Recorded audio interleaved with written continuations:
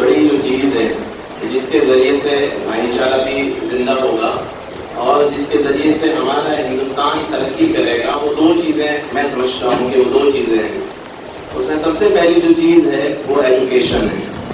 हम तालीम के अंदर, एजुकेशन के अंदर अपने आप को, अपने बच्चों को, आने वाली नस्ल को जितना हम तैयार करेंगे कि ये हिंदुस्तान की तरक्की के अंदर ये बहुत बड़ा हमारा रोल अदा होगा। एजुकेशन एक वो चीज़ है कि जो भी कौम जब तालीम के अंदर आगे बढ़ती है और तालीम के अंदर तरक्की करती है तो फिर उस कौम को पीछे कोई नहीं कर सकता, उस कौम की तरक्की को कोई नहीं रोक सकता, उस मुल्क को आगे बढ़ने के अंदर कोई नहीं रोक सकता।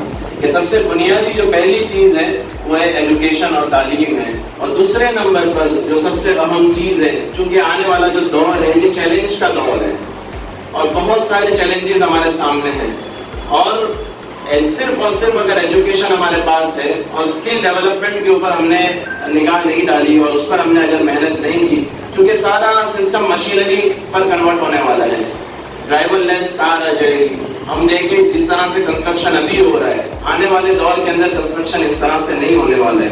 तो ये बहुत बड़ा हमारे सामने चैलेंज है। अगर हमने इन दो चीज़ों के ऊपर मेहनत नहीं की तो जिसके नतीजे के अंदर ये होगा कि तारीख हमें माफ़ नहीं करेगी। मैं समझता हूँ कि इस ज़माने के अंदर सबसे ज़्यादा जो दो चीज़ें करने की है वो तालीम के ऊपर मेहनत करनी है और दूसरे नंबर पर स्किल डेवलपमेंट पर कोशिश करनी है। अगर ये चीज़ें जिंदा हो गई तो तालीम ही हमें समझाएगी कि भाईचारा किसे कहा जाता है, आपस के अंदर मोहब्बत किसे कही जाती है, एक दूसरे का सम्मान करना किसे कहा जाता है, एक दूसरे के दर्द को समझना। और ये सबसे बड़ी बात है कि सर इस सिलसिले के अंदर सारिया साहब मैं देख रहा हूँ रोजाना कभी दरियापुर जाना हो रहा है, कभी खानपुर जाना हो रहा है, कभी शाहपुर जाना हो रहा है और अलग अलग इलाकों के अंदर जाकर लोगों के अंदर बैठकर और मोहब्बत का पैगाम देकर ये मैंने 2-4 क्लिप्स भी देखी थी सर आपकी, जिसके अंदर आपने जो फूलों के बारे में एक बात कही थी, फिर मोहब्बत के बारे में बात कही थी, तो मुझे और लोगों को भी बहुत सारी वो चीज़ें पसंद आई। तो हम जितना हम कर सकते हैं हमें कोशिश करनी चाहिए और हम अपनी ताकत के मुताबिक करेंगे। हर एक अपनी ताकत के मुताबिक कर सकता है, जितना वो कर सकने की कोशिश उसके अंदर है वो कोशिश करेगा। आगे कामयाबी और रिजल्ट ये ऊपर वाले के हाथ में है, तो हम मेहनत करें और कामयाबी आगे अल्लाह देगा। बहुत बहुत शुक्रिया हमारे इज्जत महामारी जनाब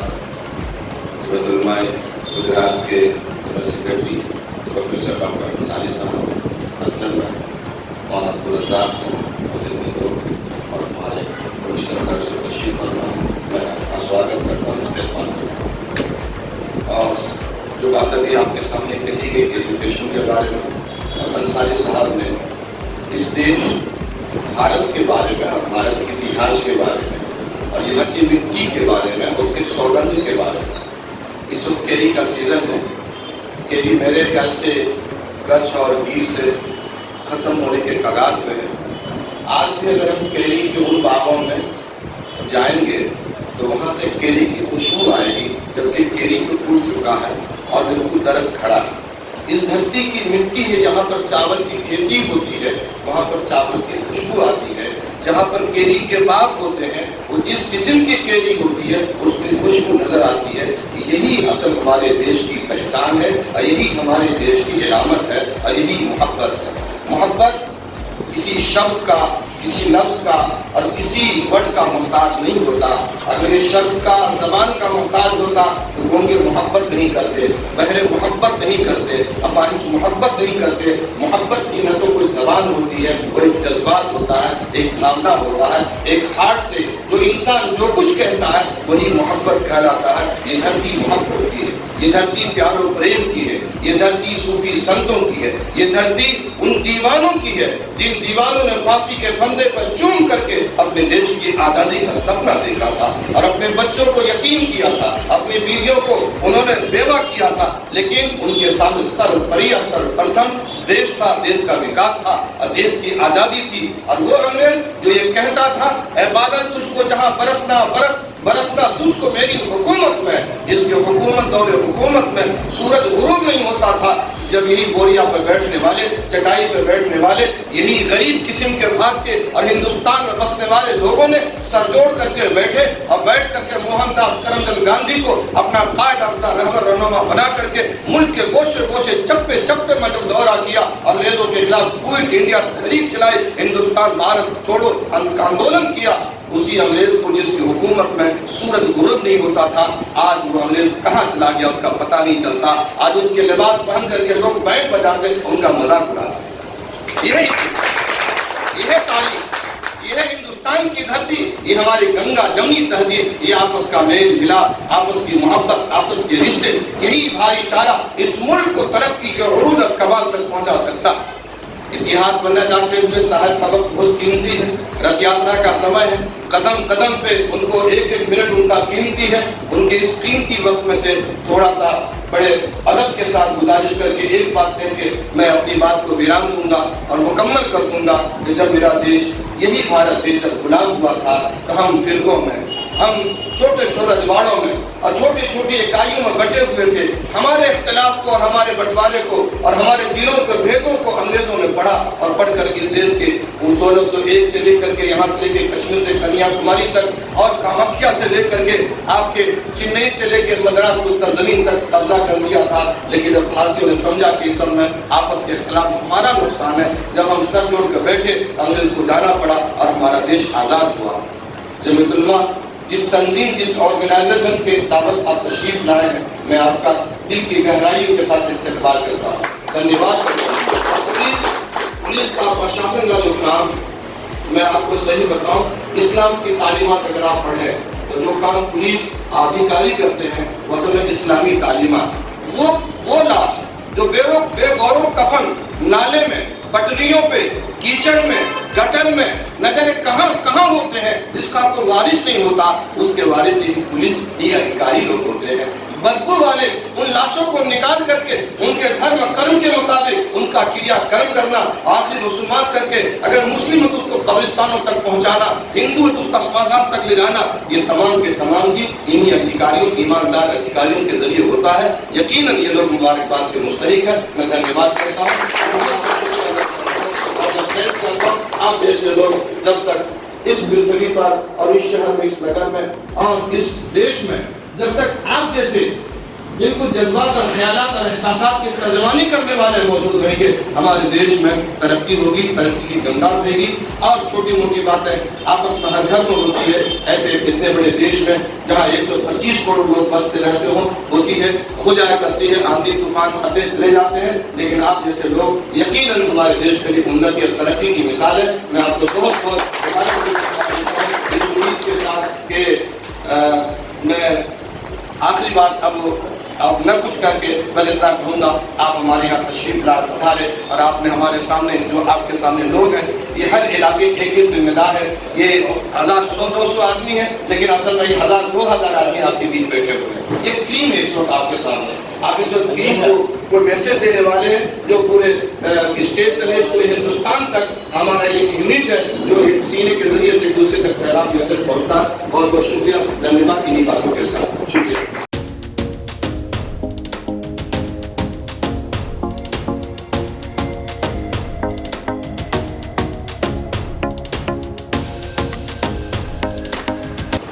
समझ फरमाइएगा, आपकी नजर करता हूँ सारी साहब के, ये कौन आए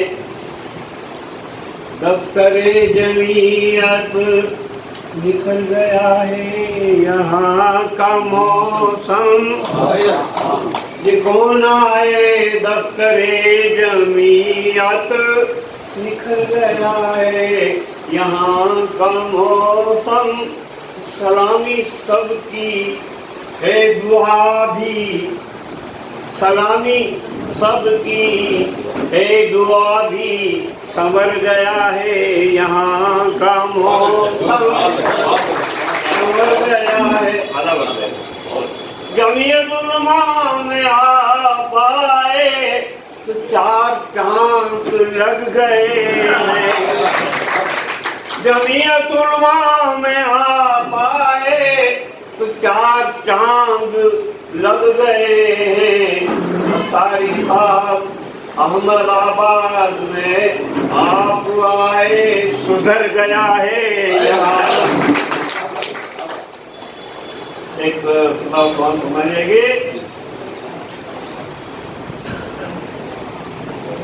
कि वतन की मोहब्बत डीएन में लाए, वतन की मोहब्बत डीएन में लाए, यूं आजादी में हमने भी सर कटाए। वतन की मोहब्बत डीएनए में लाए, यूं आजादी में हमने भी सर कटाए। दिल में हमारे, दिल में हमारे क्या है, दिल में हमारे भारत का नक्शा, दिल में हमारे भारत का नक्शा, जमाना हमें कुछ वफा ना सिखाए। दिल में हमारे भारत का नक्शा, जमाना हमें कुछ वफा ना सिखाए। असल में कि राम, हम पे इल्जाम लगाते हैं हम किसी की बदगुमानी हम तो सबकी तरफ पे हैं। राम कृष्ण जी महापुरुष सबका आदर करते हैं। राम कृष्ण जी महापुरुष सबका आदर करते हैं। क्यों? कि भारत की मिट्टी से बने हैं, वो प्यार इसी से करते हैं।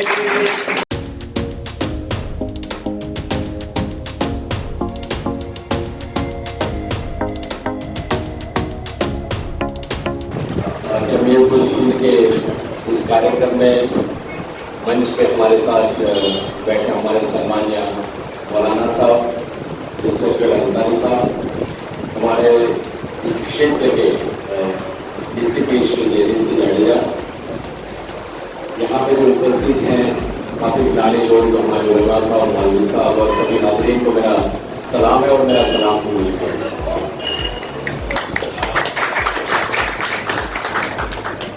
भगवान जगन्नाथ जी की 145वीं रथ यात्रा आ रही है और इसके बाद 10 दिन के बाद ईद उल जुहा का पवित्र त्यौहार किया। मैं अहमदाबाद पुलिस की ओर से हर जगह पे जाता हूँ, लोगों से मिलता हूँ, बात करता हूँ, शांति भाईचारा और कौमी इखलास के लिए तो मेरे मन की जो बातें हैं वो उनको बताता हूँ। काफ़ी अच्छा रिस्पॉन्स हमको मिलता है। जब भी कोई त्यौहार आता है तो इंसान बेचैन सा हो जाता है, थोड़ा मानसिक इसका तनाव सा आ जाता है। तो क्यों ऐसा होता है? तो इस मानसिक तनाव को, इस बेचैनी को दूर करने के लिए अहमदाबाद पुलिस आज मोहल्ले और घर घर में जाती है। मैं आपको कहना चाहता हूँ कि खाकी का कोई धर्म नहीं है, खाकी की कोई जात नहीं, खाकी ही हमारा रंग है, खाकी ही हमारा जात और खाकी ही हमारा धर्म है। आपको सुन के बहुत अच्छा लगेगा। मेरे पास शंकर है, विष्णु है, महेश है, मेरे पुलिस कर्मचारियों के नाम दे रहा हूँ। मेरे पास शंकर है, महेश है, विष्णु है, साथ साथ मेरे पास रफीक भी है, नासिर भी है और गुरु मोहम्मद भी। इससे बड़ी बात कौन सी हो सकती है जब हम एक साथ मिलजुल के काम करते हैं और प्यार और अमन की बातें हर जगह में जाके करते हैं। तो हमारा काम है लोगों को सुख देना, शांति देना, सलामती देना और इसी बेचैनी को और इसी तनाव को दूर करने के लिए हम आपके सामने पेश हुए। मैं इस संस्था के बारे में बहुत कुछ जानता। जमीयत उल-हिंद संस्था भारत जब गुलाम था, आज़ाद नहीं हुआ था, तब से ये संस्था आज़ादी के लिए काम करती है। आज भी देश में किसी भी जगह पर या राज्य की किसी भी जगह पर विपत्ति आती है, कोई आफत आती है, तो जमीयत उल-हिंद के जो कार्यकर्ता, जो उनके बड़े साहबान, वो जाते हैं जगहों पर और जो लोग बुरे तरीके से फंसे हुए होते हैं उनको मदद करते हैं। तो आपके सेवा के कार्य और आपका जो राष्ट्रवादी मूल है, इसके लिए मैं आपको सलाम।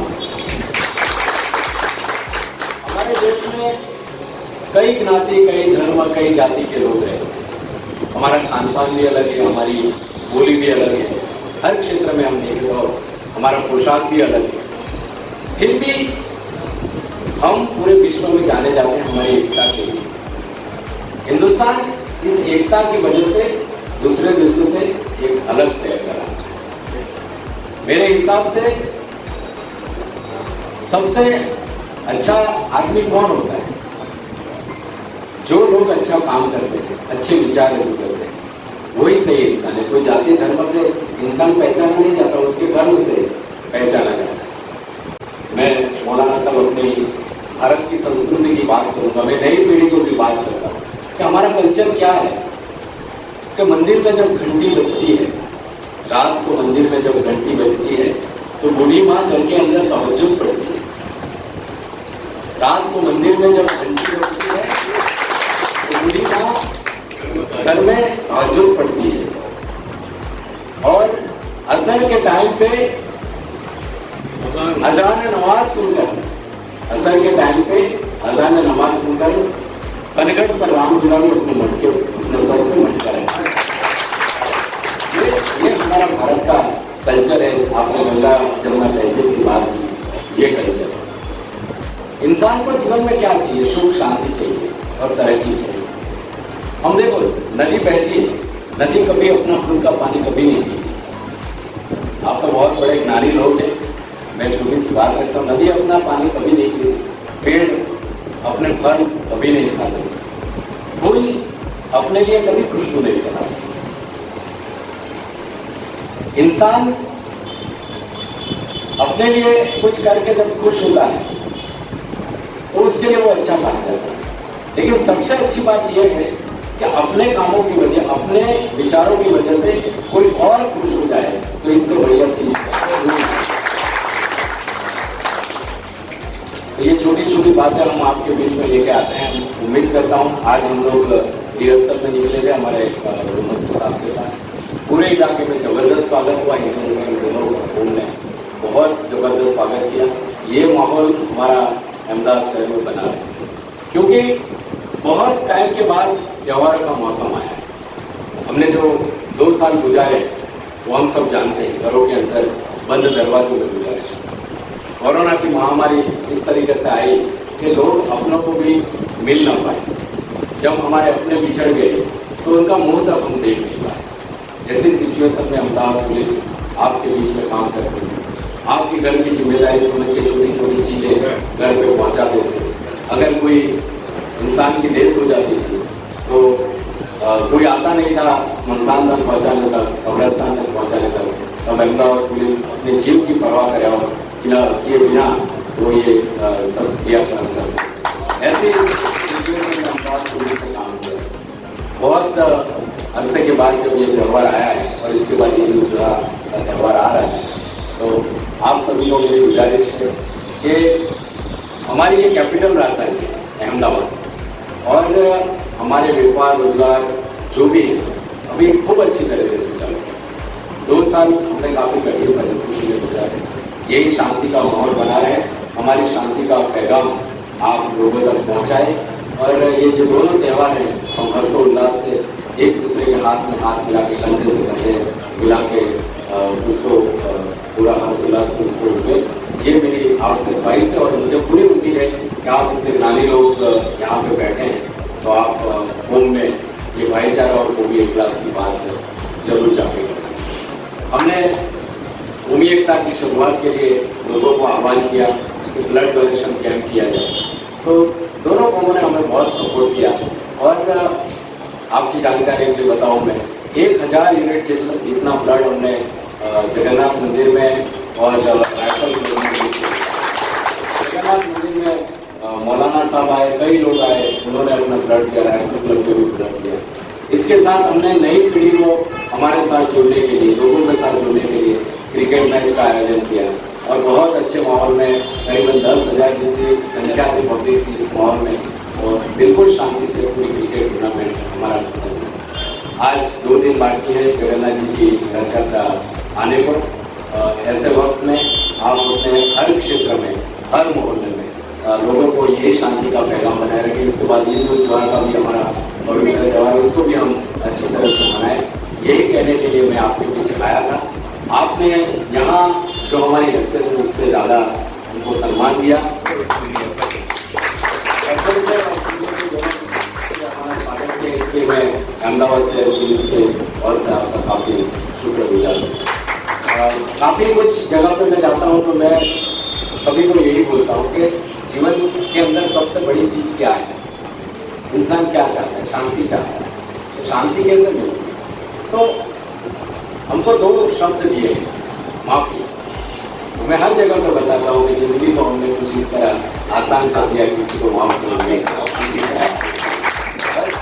ये 2 वर्ड का मसला है। 2 वर्ड अगर इंसान समझे तो प्यार मोहब्बत के लिए हमें हर जगह पर जाकर बात करेंगे। आपने हमें यहाँ बुलाया और हमारा सम्मान किया, अपने जबरदस्त संस्था का फिर से काफ़ी शुक्रगुजार। Thank you. जय हिंद, जय जय गरीब। आदरणीय સેક્ટર 1 આસામ સાહેબ, મુફ્તી સાહેબ, મૌલાના સાહેબ અને જમિયતના બધા આગેવાનો અને મુસ્લિમ સમાજના બધા અસારી સાહેબનું ભાષણ ખૂબ સારું કરે છે. અમે લગભગ 1 મહિનાથી રથયાત્રાની તૈયારી કરીએ છીએ તો સંખ્યાબંધ, કારણ કે આપણે શાહપુર કારંજ વિસ્તારમાં લગભગ મુસ્લિમો સાથે, હિન્દુઓ સાથે આ પ્રકારની સભા સંવાદ થતા રહે છે. સાહેબનું એકદમ વિઝન ક્લિયર છે. આ આપણે અત્યારે જે કરી રહ્યા છીએ આ શેને માટે કરી રહ્યા છીએ? નહીં કે ખાલી રથયાત્રા આવશે તો શાંતિપૂર્ણ રીતે નીકળી જાય. સાહેબે જેમ કીધું કે કોરોનાના 2 થી 2.5 વર્ષ ખૂબ આપણે સંઘર્ષમય રીતે કાઢ્યા છે કે જ્યારે લોકોને જમવાની પણ તકલીફ પડતી હતી, કારણ કે બહાર કોઈ જઈ નથી શકતા. લોકોને ખાવા પીવાની તકલીફ હતી, જે રોજનું કમાઈને રોજનું ખાતા હોય ને સખત તકલીફ હતી. એવા સમયે પણ અને આ એવી વિપદા હતી જે 100 વર્ષમાં એકવાર આવે છે. તો તમે છેલ્લા લગભગ 300-400 વર્ષનો ઇતિહાસ જુઓ તો એક મહામારીનું સ્વરૂપ આવે જેમાં માનવીય સંબંધોનું મૂલ્ય 0 થઈ જાય. કેવી રીતે? ઘરમાં કોઈને કોરોના થયો હોય, હિન્દી ગુજરાતી સમજાય છે ને? બધા ગુજરાતી છો ને? ગુજરાતી તો આપણે જોયું છે કે ઘરના કોઈ સભ્ય કોરોનાને કારણે મૃત્યુ થઈ ગયું હોય તો એનું મોઢું જોવા પણ તૈયાર નહોતા કોઈ. કેમ? એને બીક હતી કે ભાઈ આ ભાઈ કોરોનામાં ક્યાં અમને ચેપ લાગશે તો અમારા બાયડી છોકરાનું શું થશે. તો બધાને આવી પરિસ્થિતિમાં લોકો જ્યારે પોતાના સગા કુટુંબીજનો, સગા પરિવારનું પણ કંઈ મહત્વ રહ્યું નહોતું. દરેક જગ્યાએ હતું, એવું નથી કે કોઈ એક જગ્યાએ હતું, દરેક સમાજમાં હતું, કારણ કે દરેકને પોતાનો જીવ વાલો હતો. ત્યારે એ સંજોગોમાં આ બધાની અંતિમ વિધિ દફનાવવાના હોય, અગ્નિ સંસ્કાર કરવાના હોય તો પોલીસે કર્યું છે. પોલીસને પણ છે ને કુટુંબ તો પણ કર્યું છે. અને એમાં કુદરત સહાય થઈ છે પોલીસની કે ભાઈ પોલીસ વાળા કરી એટલા બધા નથી મળ્યા. આ બધા કામ કર્યા છતાં પણ તો આ એક સંકેત છે કે ભાઈ કુદરત પણ જોવે છે. તમે સારા કામ કરો છો, તમે માનવોનું મદદ કરો છો, માનવીય દ્રષ્ટિકોણ જ્યારે અપનાવો છો ત્યારે કુદરત પણ તમને હંમેશા રક્ષણ આપે છે. અને કુદરતને ત્યાં હિન્દુ મુસ્લિમ જેવું કંઈ નથી. તમે જે એકદમ ઉચ્ચ કક્ષાના મૌલાના, ઉચ્ચ કક્ષાના સાધુ સંત સૂફી હો તો તમે જોયું હશે આમ બધું ભગવાન અને અલ્લાહ બધું એક જ છે. એ બધું જે આપણા જેવા નાના મગજના માણસો માટે બધું છે કે આ બીજો ધર્મ છે, આ બીજો ધર્મ છે. હકીકતમાં બધું એક જ છે. બધાને જવાનું એક જ એના જ કરે છે. પણ તમે કાંઈ કહો છો, હું કાંઈ કહું છું, મંજિલ બધાની એક છે. તમને ખબર છે એવા કેટલા બધા મુસ્લિમ સૂફી સંતો થઈ ગયા કે જેને ભગવાન કૃષ્ણના ગરબા, રાસ, ભજન લખ્યા છે. એવા કેટલા હિન્દુ થઈ ગયા, રામ રહીમ છે, બધા આપણે જાણીએ છીએ કેટલા બધા એવા થઈ ગયા છે. કારણ કે એ લેવલ ઉપર અમને ખબર છે કે બધું એક જ વસ્તુ છે. આપણે અમુક એવા સ્વાર્થી તત્વો એના આધારે એની વાતોમાં ક્યારેક બહેકી જઈએ છીએ, ક્યારેક તમને હકીકત અલગ રીતે તોડી મરોડીને ટ્વિસ્ટ કરીને આપણી સામે રજૂ કરવામાં આવે છે. એટલે થોડી વાર માટે આપણી બુદ્ધિ બંધ થઈ જાય છે અને એમાં ના સમજમાં આપણે કંઈ કરી બેસીએ છીએ. તમે વિચાર કરો કે 99% લોકો અમને પસંદ છે. દરેકને પોતાનો ધંધો, રોજગાર, પરિવાર ચલાવવું છે. અને આપણે બધા કેવા છીએ? કેવા છે ને કે પાણીના પરપોટા જેવા, કે આમ દુનિયામાં આવ્યા અને પરપોટો કેવો જીવે ફટ દઈને પૂરું થઈ ગયું. લાખો કરોડો રાજા મહારાજાઓ બાદશાહ આવ્યા ને ગયા. અમુકના નામ છે, અમુકના નામ નથી, બરોબર, ઓળખતું પણ નથી. તો શા માટે કોઈને હેરાન કરવા? બરોબર, શાંતિથી આપણે જીવ્યા. કોઈને પણ આજે વાદ વિવાદમાં નાની એવી જિંદગી છે. અત્યારે અમે ભાષણ કરી જઈ રહ્યા, કોઈનું નક્કી છે? 1 કલાક પછી આપણે કહી શકીએ કે ભાઈ હું આમ કરી, હા આપણે પ્લાનિંગ બધી કરી, પણ કોઈનું નક્કી નથી. અમે તમારી વચ્ચે જે સંદેશ લઈને આવ્યા છીએ એ બહુ ક્લિયર છે. સાહેબે જેમ કીધું કે પોલીસ આ ખાકી, જ્યારે આ લોકો ખાકી યુનિફોર્મ જ્યારે નક્કી કરવામાં આવે ને ત્યારે આ કલર બહુ વિચારીને પસંદ કર્યો. જો આ કલર કોઈ એમ નહીં કે આ અમારો છે, ભગવા હશે તો હિન્દુ કહેશે, ગ્રીન હશે તો મુસલમાન કહેશે, આ હશે તો બીજા કહેશે. આ કલર કોઈનો નથી, પોલીસનો છે. અને પોલીસનું તમને ખબર છે, સેવા, સુરક્ષા અને શાંતિ. અમે આજે કોરોનામાં તમે સેવા જોઈ પોલીસ એ બેસ્ટ.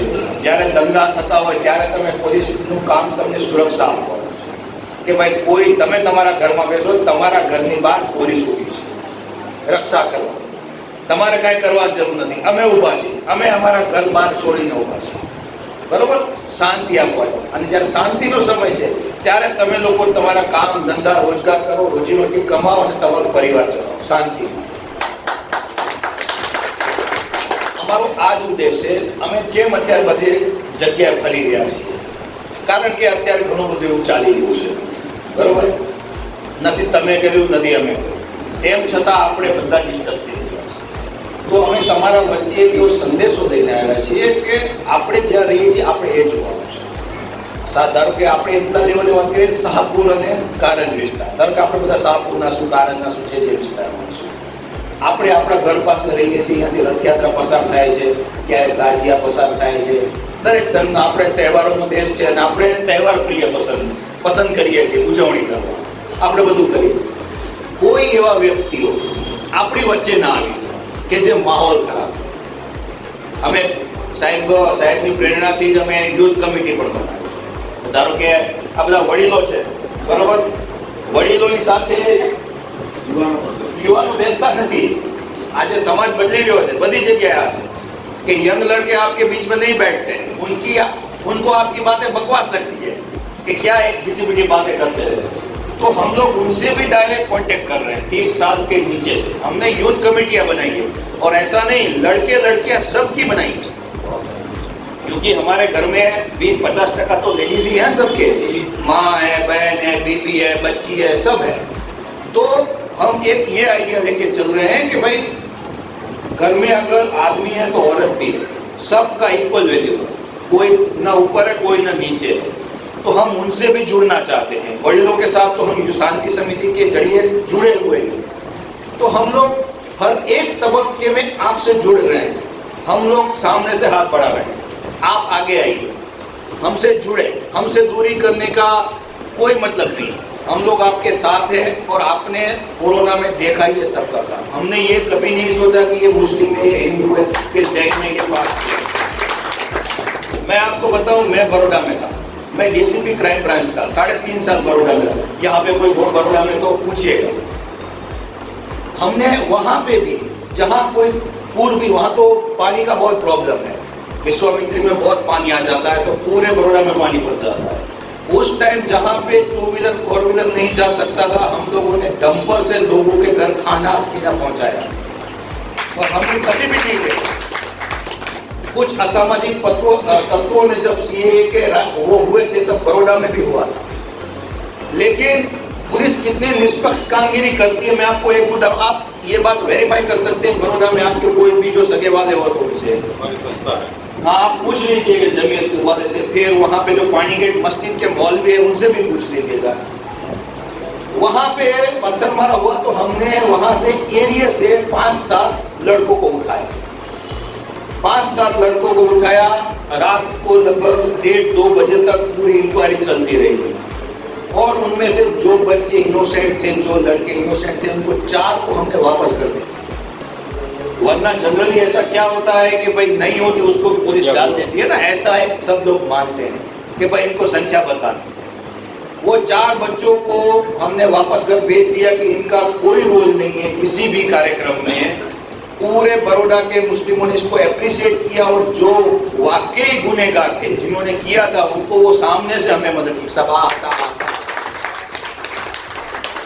ये हाथी खाने में हुआ था, आप तपास कर लेना। तो 99% लोग अमन पसंद है, ये हम सब जानते हैं। तो जो 1% है, तो 1% के लिए हम सब क्यों बदनाम हो? हम एक ही देश में रहते हैं, एक ही शहर में रहते हैं, यहाँ का पानी, यहाँ की हवा, यहाँ का धान, यहीं पे दफन होना है, यहीं पे अग्नि संस्कार होना है, यहीं पे पैदा होना है, यहीं पे मर जाना, अपना यही जगह है। इसको छोड़ के कहाँ जाएंगे? तो मैं आपसे ये रिक्वेस्ट करता हूँ कि जो ये 1% है, आप डायरेक्ट मत आइए उनसे, आप सिर्फ हमें बताइए कि ये लोग अशांति फैला रहे हैं। तो ये हमारा जो प्रयास है आपके बीच आने का, आपको कम्युनिकेशन आप हमारे साथ करिए। असारी साहब तो बहुत ही फेमस हो चुके हैं यहाँ पे पूरे एरिया, मतलब ये साहब के अंदर में सिर्फ ये सेक्टर 1 ही एरिया आता है, लेकिन साहब जो उस साइड का एरिया है, क्योंकि साहब ने जो क्रिकेट मैच का आयोजन किया था उसमें साहब का ये आइडिया था कि हिंदू और मुस्लिम की मिक्स टीम बनाए, पता चले अलग अलग बनाए और एक और बवाल हो जाए तो सर का आइडिया था कि भाई मिक्स बनाओ ताकि एक टीम भावना आए। तो ये बहुत ही सक्सेसफुल रहा और उसका भी हमारा मोटिव यही था कि हम जुड़े, सब अपने को एक टीम, एक देश की तरह ले। यहीं पे भी हमारा यही है, क्योंकि देखो रथ यात्रा के बाद डायरेक्ट ईद आ रही है, हमारा उसमें भी यही प्रयास रहेगा कि आप लोग भी शांति से त्यौहार हो जाए, अपने राजी खुशी से कर सके, सब एंजॉय कर सके, ठीक है। और मैं जगतुल इनका तहे दिल से शुक्रिया अदा करता हूँ, ये बहुत अच्छा प्रोग्राम रखा और ये हमारी बात, सर की बात आप जाएं, लोगों के बीच फैलाएं, और जो कभी नहीं हुआ था अहमदाबाद सिटी में कि हाँ बेमिसाल रहा है और एक मिसाल हुई है जिसकी पूरे देश ने एक नोट ली है। वो क्या है? वो बात ये है कि सर का एक आइडिया था, हम लोग मुस्लिम वुमन से डायरेक्ट संवाद कर रहे हैं। हमारी जो पोस्ट की मुस्लिम पुलिस ऑफिसर्स हैं IPS लेवल की, वो मुस्लिम लेडीज़ों के छोटी छोटी मोहल्ला मीटिंग टाइप ऑर्गेनाइज कर रही है और उनसे हम लोग डायरेक्ट वार्तालाप कर रहे हैं। वो इसलिए कि वो भी जाने, वो भी अपनी बच्चियों को पढ़ाए लिखाए और क्या कौन से ओहदे पर लड़कियां पहुंच सकती है। सर ने उस दिन 2-3 एग्जाम्पल भी दिए थे, जो सारा रिजवी है हमारी पुलिस ऑफिसर, और भी 2-3 महिलाएं IAS ऑफिसर भी हैं मुस्लिम महिलाएं।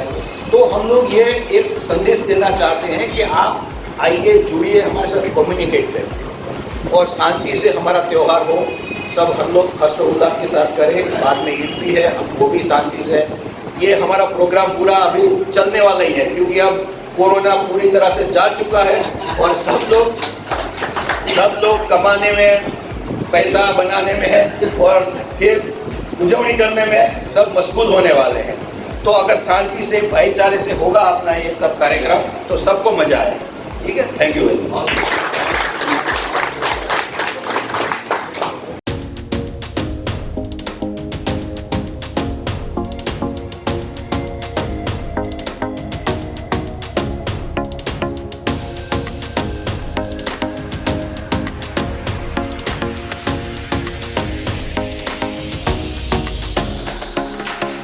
रथ यात्रा 2 साल के बाद बड़े जोश और खरोश के साथ मनाने वाले हैं, किस तरह का इंतजाम किया गया है इस तरफ से अहमदाबाद शहर? आने वाले 145 साल इसमें जो जगन्नाथ जी भगवान की रथ यात्रा है और उनके 10 दिन के बाद ईद उल जुहा का भी त्यौहार है। और इसको मद्देनज़र अहमदाबाद सिटी पुलिस ने काफ़ी पुख्ता बंदोबस्त किया है। सीनियर अधिकारियों ने हमारे सिटी साहब की अगुवाई में पूरे शहर में बंदोबस्त रखा गया है। काफ़ी टेक्नोलॉजी का भी यूज़ किया गया है। दोनों कम्युनिटी के साथ हमारा वार्तालाप भी हो रहा है। हम जगह जगह पे जाकर लोगों को भाईचारा और भूमि इखलास की बात करते हैं। सबका सपोर्ट है और हमें पूरी उम्मीद है कि आने वाले दोनों त्यौहार हमें सुख शांति से गुजरेगा। जमीयतुल उलमा हिंद के साथ आज किस तरह की मीटिंग हुई, किस मुद्दे पर बातचीत आप लोग की, क्योंकि 2 त्यौहार आ रहे हैं 10 दिन के अंदर? आज जमीयत उल हिंद ने जो यहाँ पे कार्यक्रम रखा वो काफ़ी काबिल तारीफ था। उन्होंने हमें इनवाइट किया और हमारे इनके साथ बैठ के चर्चा हुई, काफ़ी अच्छी चर्चा हुई। जमीयत उल हिंद की तरफ से भी शांति का पैगाम दिया गया, पुलिस की ओर से भी पुलिस को जो चीज़ कौम की तरफ से चाहिए वो प्रेम, शांति और भाईचारा की बातें उनको बताई गई और देश तरक्की करेगी इसके बारे में चर्चा की गई।